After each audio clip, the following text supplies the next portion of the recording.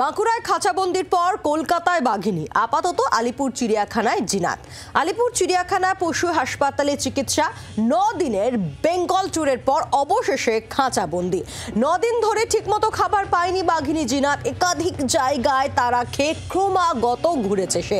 আলিপুরে সঠিক খাবার এবং বিশ্রামের ব্যবস্থা বাঘিনীর।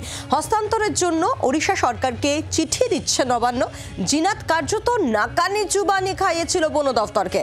রবিবার বাঁকুড়ার গোসাইডিহির জঙ্গলে ধরা পড়ে বাঘিনী।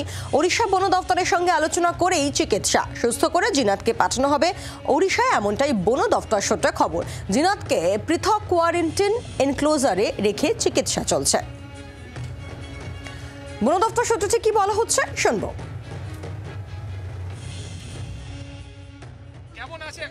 সুস্থ আছে, বাঘ সুস্থ আছে, সুস্থ আছে।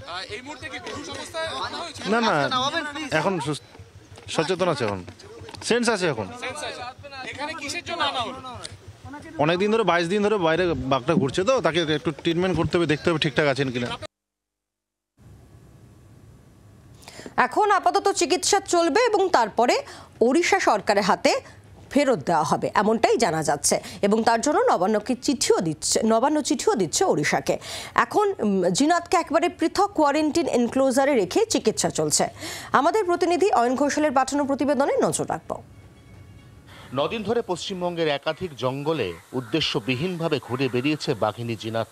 এই 9 দিনে সঠিকভাবে খাওয়া দাওয়া পায়নি সে।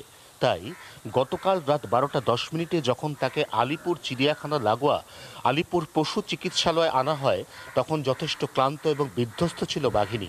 সেই অবস্থায় তাকে সুস্থ করে পাঠিয়ে দেওয়া হবে উড়িষ্যা সরকারের কাছে। উড়িষ্যা বন দফতরের সঙ্গে ইতিমধ্যেই পশ্চিমবঙ্গের বন দফতরের কথা হয়েছে।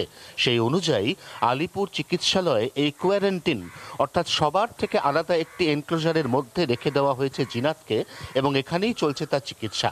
ঠিক কতদিনে সুস্থ হবে জিনাত, ঠিক কতদিনে তাকে ফের পাঠিয়ে দেওয়া হবে তার নিজস্ব গন্তব্য উড়িষ্যায়, তা নিয়ে এখনো পর্যন্ত বন দফতর সূত্রে কোনো স্পষ্ট খবর নেই। জি 24 ঘন্টার জন্য ক্যামেরায় নবীনের সঙ্গে অয়ন, কলকাতা। বাংলার আওয়াজ, বাঙালির আবেগ, জি 24 ঘন্টা।